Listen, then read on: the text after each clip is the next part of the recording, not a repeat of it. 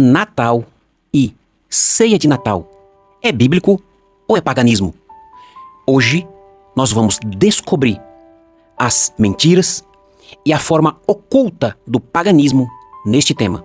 Você já parou para pensar se o Natal e a ceia de Natal são realmente bíblicos?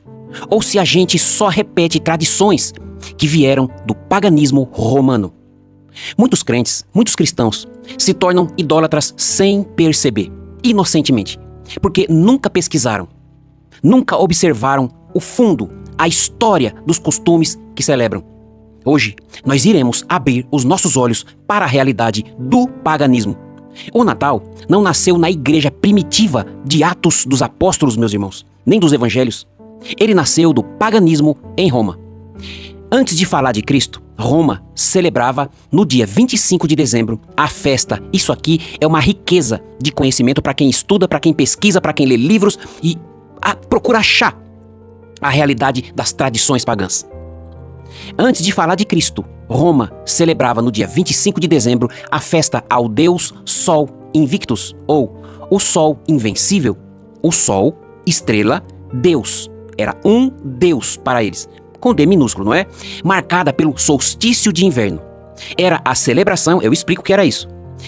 Era uma celebração do renascimento do sol.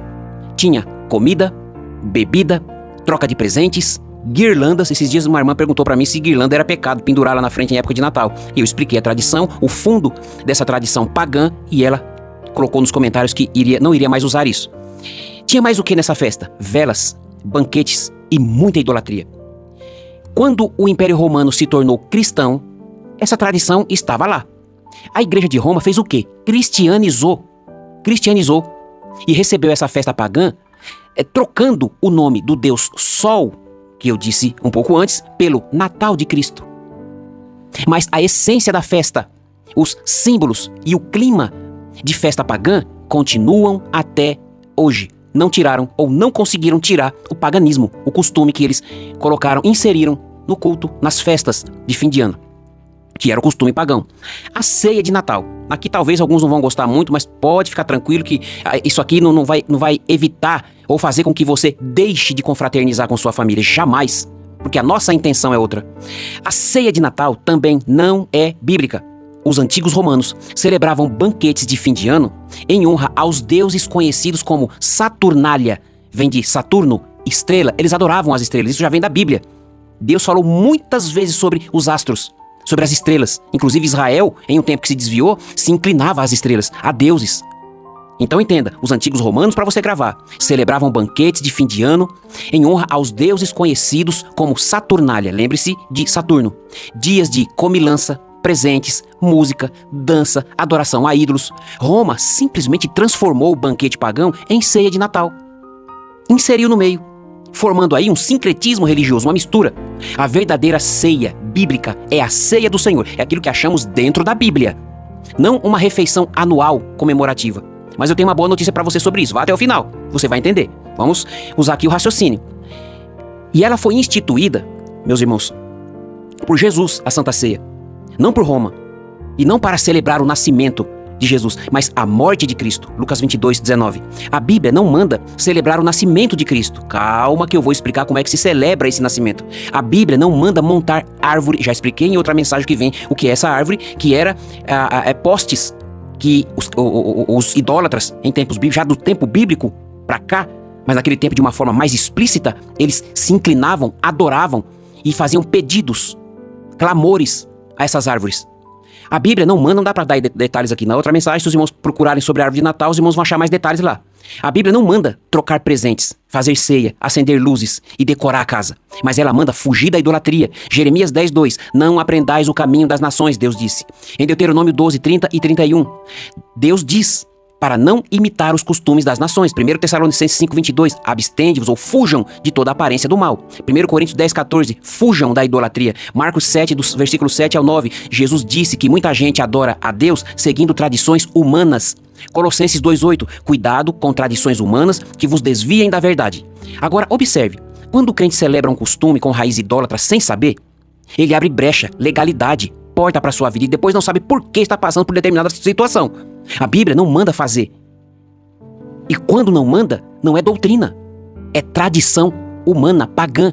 Então eu faço aqui para terminar um alerta final. Eu não estou dizendo para você, isso eu queria falar para você no final. Eu não estou dizendo para você odiar o Natal, mas para você não ser enganado. Você pode celebrar o Natal, mas sem influências do paganismo. Tire os espinhos do peixe quando estiver em uma confraternização, numa reunião no seu trabalho, com a sua família, com amigos, parentes. Não tem problema você participar. Mas não precisa, irmãos, você de repente maltratar alguém, machucar alguém nesse feriado. Não, participe. Seja feliz, se alegre e aproveite inclusive, para falar de Jesus, se for possível. Então, muitos crentes já se tornaram pagãos modernos com aparência de espiritualidade, porque abraçaram festas que Deus nunca pediu. E ainda vem recheada de idolatria, como festa junina, lembra? Páscoa, tudo isso tem um fundo de paganismo. Então, meus irmãos, antes de entrar em qualquer festa, qualquer tradição, qualquer costume, como eu costumo dizer, conheça a história, pesquise, leia, pergunte, compre livros, ore, pergunte, peça discernimento. Isso nasceu em Deus, na Bíblia ou no paganismo? Se pergunte quando você for participar de algum tipo de festas como essa. Crente que não conhece a origem das coisas está no risco de virar um pagão idólatra sem perceber. Por isso, naquele dia, Jesus vai dizer para estes: não vos conheço, vós que praticais a iniquidade. Não estou dizendo para você condenar pessoas, mas para você abrir os seus olhos. Não faça inimizade por isso com as pessoas, porque elas praticam. Jamais ganhe elas para Jesus sem criticá-las. Fale do amor de Deus, fale João 3,16 e fecha. Não precisa ficar criticando o costume da pessoa. Eu estou falando isso para você aprender a tirar o espinho do peixe. Come só a carne. Come o que é proveitoso. Sua igreja vai celebrar? Celebre. Mas se aparecer lá, alguma coisa lá, aquele animalzinho que leva o Papai Noel, entre outras coisas, vai tirando esse tipo de espinho. Ah, mas então eu vou sair dessa igreja. Gente, tira o espinho do peixe. Você não pode ficar sem congregar. Sirva a Deus. Exalte a Deus. Faça o seu culto. Ouça a palavra que é Bíblia, que é bíblica, que é teológica, que é saudável. Todo lugar tem suas falhas, todo lugar tem seus erros, inclusive nas pessoas. Então, siga a Cristo olhando para Jesus. Ele é o autor e o consumador da nossa fé. Não precisa sair da igreja, tá? Só se o negócio for realmente extremo, né? Então, só saiba defender a sua alma dessas tradições. Toda tradição tem origem. Então, observe o fundo dessa origem. E muitas festas que parecem inofensivas, estou terminando, nasceram no paganismo. Só que vieram maquiadas pela religião romana. Antes de se envolver com qualquer prática, conheça a história. Deus não aceita culto misturado com idolatria. E termino aqui. Se você gostou, me segue, compartilha, leia o Novo Testamento. Deus em Cristo te abençoe.